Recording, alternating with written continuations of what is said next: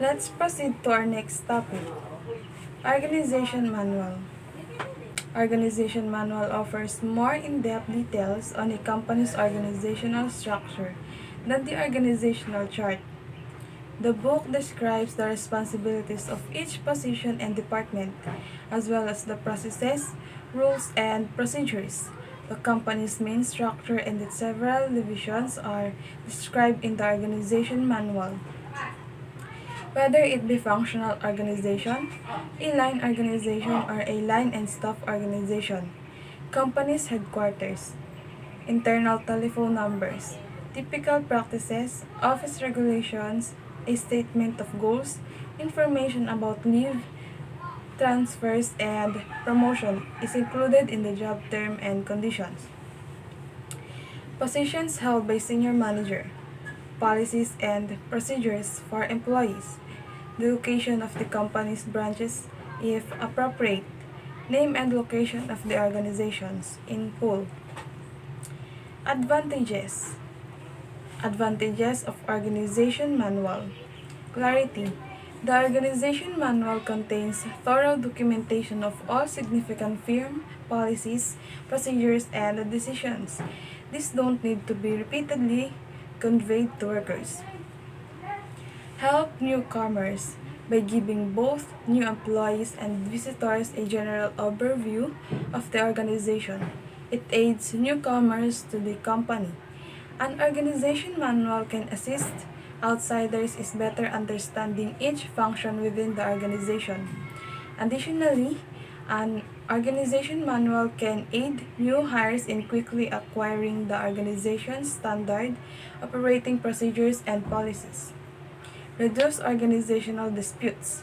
The organization manual lessens jurisdictional conflicts by clearly outlining the sources of authority inside the organization.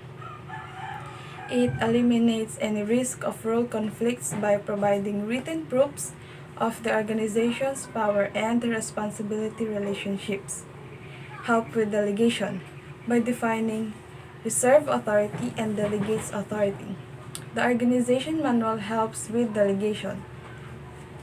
Stress management is improved since the organization manual explains the guidelines that staff members must abide by because employees are aware of the organization's do's and don'ts.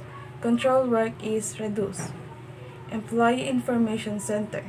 The organization manual contains the practices, guidelines, and regulations that each organization member is required to abide by. Additionally, it helps staff members comprehend their responsibilities and positions inside the company. Process standardization. The organization's method and procedures will be standardized through the creation of the organization manual. Quick decision making. The organization manual helps employees make decisions quickly since it lays out rules and guidelines in plain languages. Limitations. Costly to maintain. Maintaining organization manual is expensive because it takes a lot of writing, compiling, and editing. The creation of organization manual raises the organization's administrative expenses. It is therefore inappropriate for small firms with concentrated resources. Time-consuming, writing, compiling, and editing. More organization manual requires additional time. And it takes time and effort to routinely study the organization manual. Maintaining and making sure that the organization handbook is current is highly challenging building on the aforementioned concerns. It could quickly become out of date due to modification to the industry, employee behavior, and other causes. It is static. Organization manual so depicts the organization's constant condition of affairs.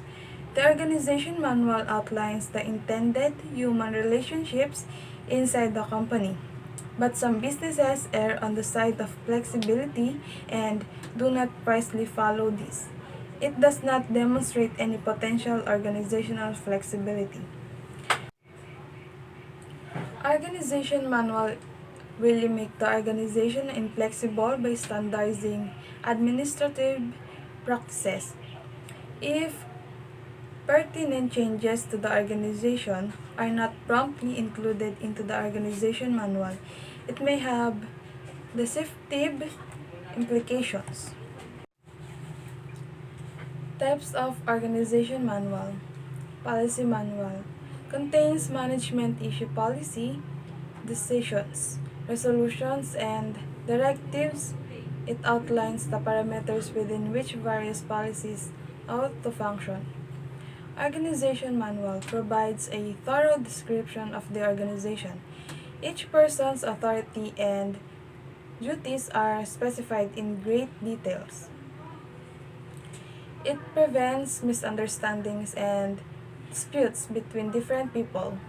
Rules and Regulations Manual. It includes a number of guidelines and rules applied throughout the business. The enterprise's daily operations are substantially facilitated. Departmental Manual.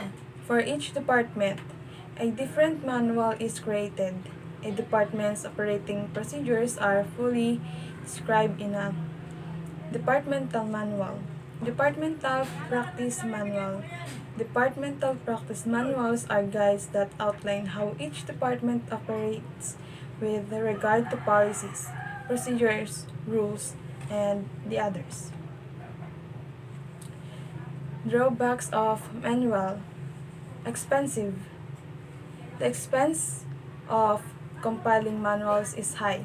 Due to their high cost, small-scale business cannot even buy the manual.